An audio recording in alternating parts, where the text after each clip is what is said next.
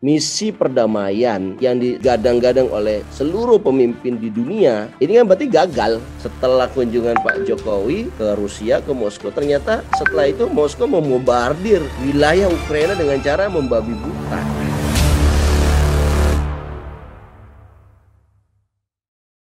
Itu bukan pesan tertulis, hanya itu yang bisa saya katakan kepada Anda, katanya ketika ditanya oleh jurnalis media TASS tentang isi pesan Zelensky. Serhiy Nikiforov, sekretaris pers kantor kepresidenan Ukraina, berujar sebenarnya jika Zelensky ingin mengucapkan sesuatu ke Putin, dia bisa melakukannya secara terbuka dalam pidato harian.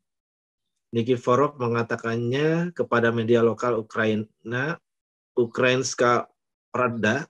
Komentarnya juga dikutip media Rusia TASS. Serhiy Nikiforov lebih lanjut mengatakan topik pembicaraan utama saat Jokowi ke Ukraina adalah blokade pelabuhan Ukraina yang membuat ekspor biji-bijian terganggu. Nah, ini menarik nih Bang. Jadi pesan tidak tertulis, sementara dari sisi Ukraina sendiri ya kalau mau titip pesan gampang aja. Tinggal terbuka aja, pidato terbuka atau istilahnya melalui media streaming ya tentunya ya. Orang dengan mudah menyampaikan pesan saat ini. Gimana Bang menurut Bang Matnur? Ya, kalau dilihat begini kita akan bertanya-tanya ya, sebenarnya yang bohong ini Zelensky apa Jokowi? Ya kan? Karena Pak Jokowi statementnya kan sudah menyampaikan dan misi ke Rusia salah satunya itu. Tapi ternyata Zelensky bilang, kita mah kalau mau nyampein pesan mah gampang, nggak perlu Pak Jokowi. Bisa dengan cara terbuka. Makanya jadi saya tanya, ini yang bohong Jokowi apa Zelensky? Nah, kita nggak tahu ya, bisa jadi kan Zelensky bohong, bisa juga Pak Jokowi yang bohong gitu. Nah, tetapi begini ya, saya ingin katakan bahwa ini kita punya misi perdamaian. Kenapa statement Zelensky itu muncul setelah Pak Jokowi sudah kembali ke ibu kota, ke Jakarta. Ya, ini kan, ini kalau menurut saya ini menunjukkan bahwa misi perdamaian yang digadang-gadang oleh seluruh pemimpin di dunia, ya kan? Ini kan berarti gagal. Benar nggak? Betul. Karena gagal ini, dan ini juga terbukti ya, mungkin ada beritanya nanti bisa ditampilkan mungkin. Setelah kunjungan Pak Jokowi ke Rusia, ke Moskow, ternyata setelah itu Moskow membombardir wilayah Ukraina dengan cara membabi buta. Dan Zelensky itu istilahnya menyanggah pernyataan Pak Jokowi bahwa Zelensky titip pesan ke Putin melalui Jokowi gitu. Ini kan menunjukkan perang ini makin meningkat, makin tereskalasi dibanding daripada dia mereda, apalagi ada gencatan senjata. Jadi saya ingin mengatakan bahwa misi perdamaian yang kemarin diselenggarakan itu adalah gagal. Gagal total itu. Harusnya kalau seandainya kita memang punya satu proposal perdamaian ya, maka salah satu proposal itu adalah gencatan senjata, dan itu harusnya dipatuhi oleh kedua belah pihak. Tapi kan ini nggak ada sama sekali gencatan senjata. Jadi ya kunjungan itu hanya kunjungan selebritas biasa saja yang tanpa ada dampak kepada perdamaian gitu loh, Bro. Meskipun kita ya tidak boleh menyerah ya. Kita berharap ini masih pintu awalnya gitu loh. Mungkin kita ya harus lebih keras lagi sehingga bisa memaksa Rusia dan Ukraina untuk datang ke Bali, ikut KTT, dan juga bicara mengenai perdamaian. Itu saya kira kita malah di sini ya ada satu kesempatan untuk kita mencoba lebih keras untuk membangun perdamaian antara dua bangsa yang sedang bertikai, Ukraina dengan Rusia. Itu, Bro.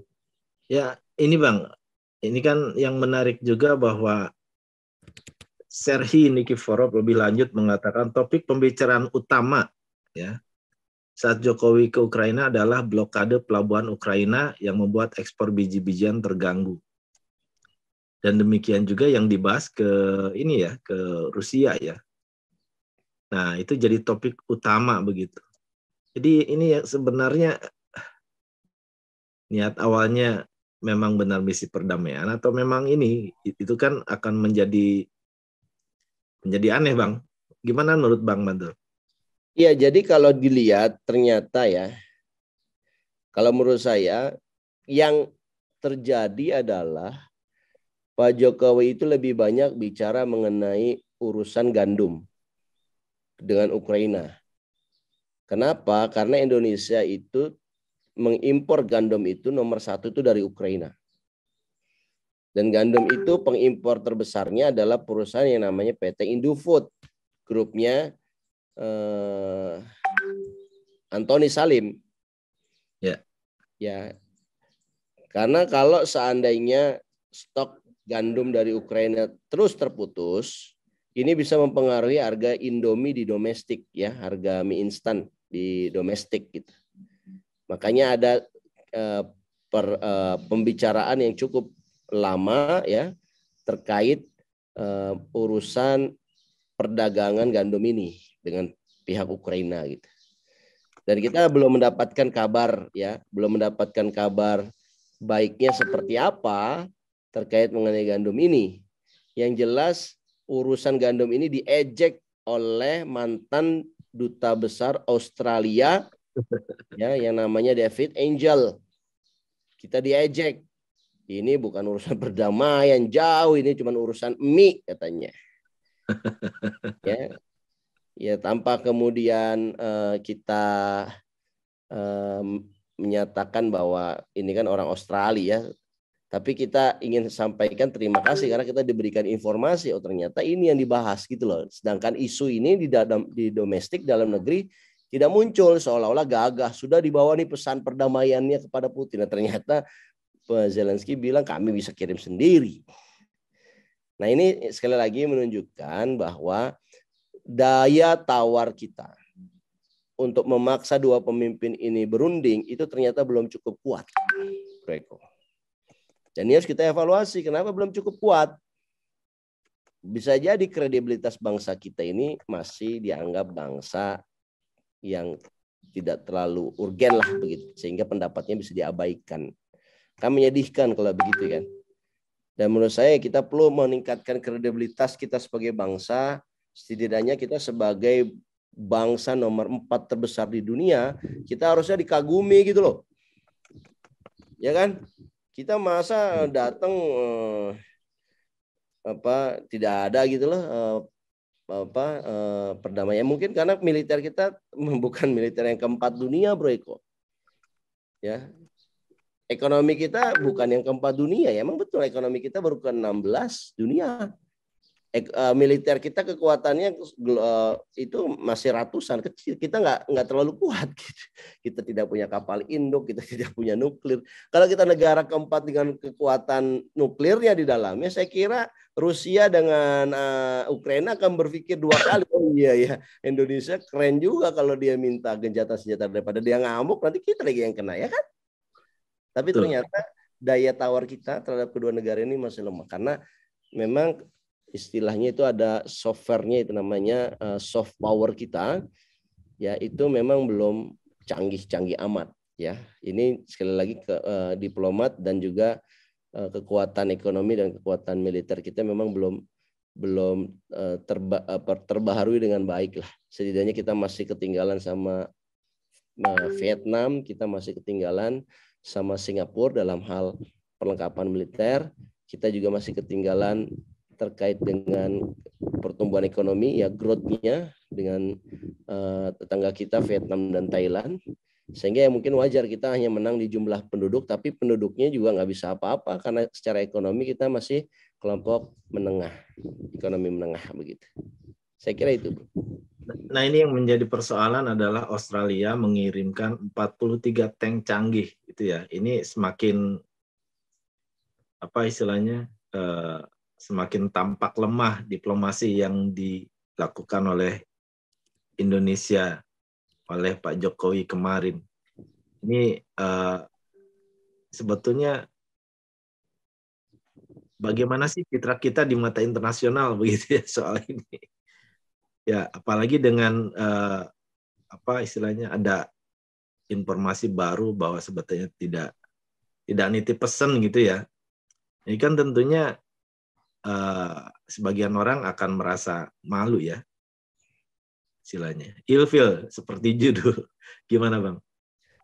Ya, jadi orang ya pasti merasa kalau mendapatkan dua informasi yang berbeda gitu ya. Ada satu fenomena yang sama tetapi ada dua informasi yang berbeda yang disampaikan oleh dua orang, maka keduanya itu kan kita akan timbang mana yang berbohong. Ini kok di era ya harusnya tercipta perdamaian, maka yang tercipta adalah bohong berbohong begitu loh. Ini kan kita ilfil gitu kan, merasa gini kayak begini pemimpin-pemimpin dunia saat ini gitulah. Agak membingungkan memang.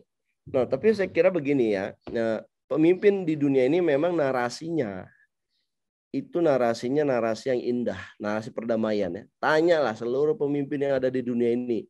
Ya, mau Rusia, mau China, mau Amerika, mau sekutu G7.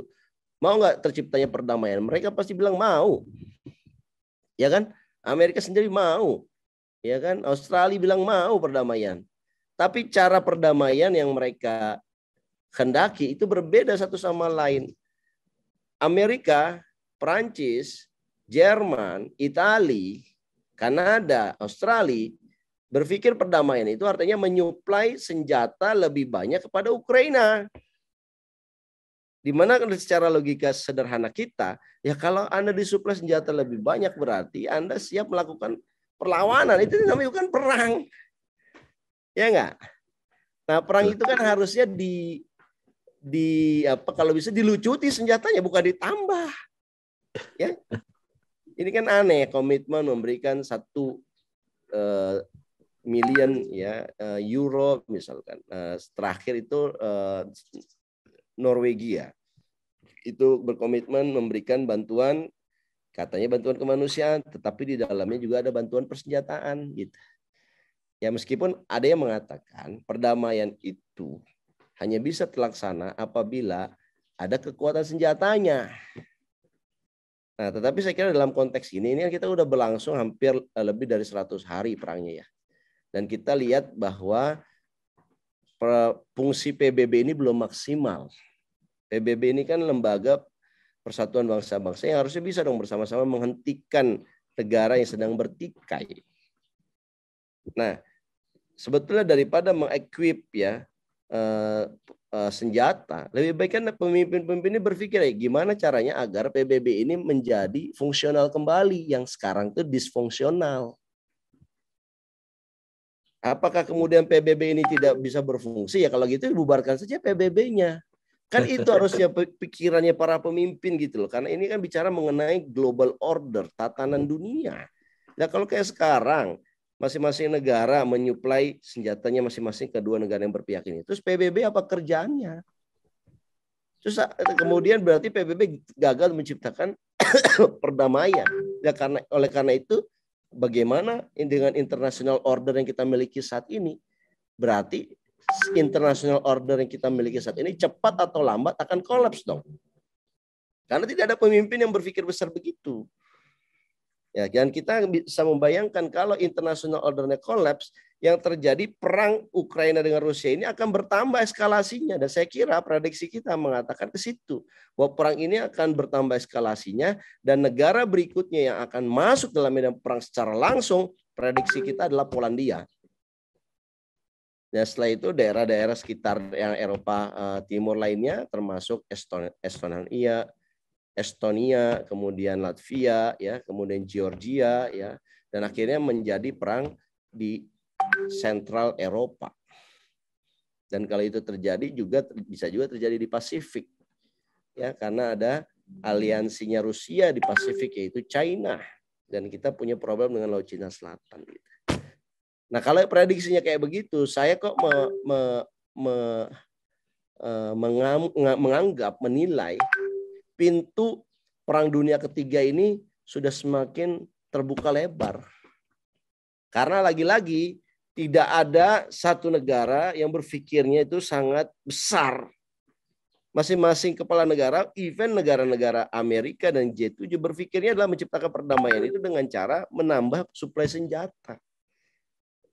Saya kira nggak begitu logikanya kalau kita ingin betul-betul menghentikan perang.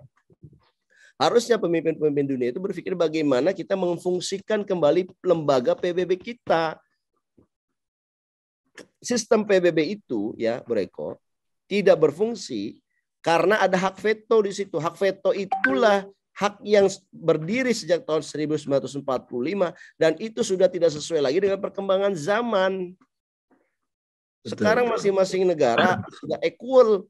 Kenapa lagi ada hak veto? Hak veto itu kan hak privilege dari 5 negara Security Council, Dewan Keamanan, untuk melakukan apapun yang tidak boleh diintervensi oleh negara yang lain. Ini sistem ini kalau menurut saya sistem yang tidak sesuai dengan zamannya. Jadi international order ini harus dikoreksi. Itu yang sudah dipikirkan gitu loh. Negara-negara di dunia ini berkumpul, ayo kita revisi aturan main PBB. Nggak boleh ada hak veto. Dan kemudian yang kedua, kalau hak veto itu ada, ya tidak ada pernah terjadi perdamaian. Karena yang bisa jadi biang keroknya itu yang pemilik hak veto seperti sekarang. Begitu pihak Amerika tidak suka dengan perang yang terjadi di Ukraina, Amerika mengajak, dan saya kira ini sudah terjadi, mengajak PBB untuk melakukan sidang dan akhirnya ada resolusi mengecam, tapi resolusi itu diveto oleh 2 negara yang punya hak veto. Rusia itu sendiri, yang tentunya dia nggak akan terima, dan China juga memveto. Artinya ini harusnya menjadi momen kita untuk rethinking gitu. Jadi kalau pemimpin kita ini besar, otaknya ya, otak yang jadi besar, harusnya pemimpin kita itu mengajak, hai pemimpin dunia dalam kunjungan-kunjungan itu jangan berpikir tentang mie, tentang gandum, berpikir let's we rethinking our international order. Sistem internasional kita harus kita pikirkan ulang, apa betul ini model yang terbaik atau memang sudah ketinggalan zaman dan kita harus revisi.